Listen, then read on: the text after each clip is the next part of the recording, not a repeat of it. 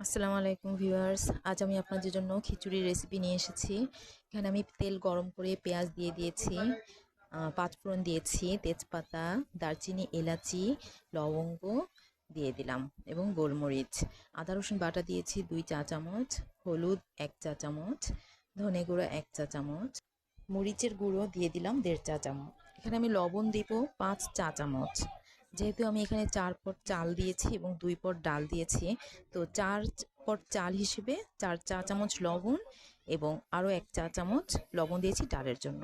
এই 1 পট চাল হিসেবে 2 পট পানি দিতে হবে, সেজন্য আমি এখানে 10 পট পানি অ্যাড করব।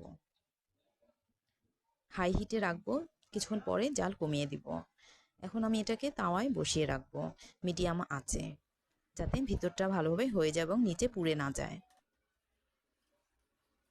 এখন আমি এগুলোকে উল্টে পাল্টে দিয়ে এখানে কিছু কাঁচামরিচ কেটে উল্টো করে বসিয়ে দিব, খিচুড়ির মধ্যে গেঁথে দিব। এতে ভিতরে খুব সুন্দর একটা সেন্ট হয় কাঁচামরিচের, খেতেও বেশ ভালো লাগে। খিচুড়ি রান্না করাটা খুবই সহজ, যে কোনোভাবেই রান্না করা যায় এবং বেশ ভালো লাগে। এখন আমি জিরার গুঁড়া 1 চা চামচ খিচুড়ির উপরে ছড়িয়ে দিব। বিভিন্নভাবে খিচুড়ি রান্না করা যায়, তবে আমি আজ এভাবে রান্না করেছি। আপনাদের ভালো লাগলে অবশ্যই ট্রাই করবেন। Thank you.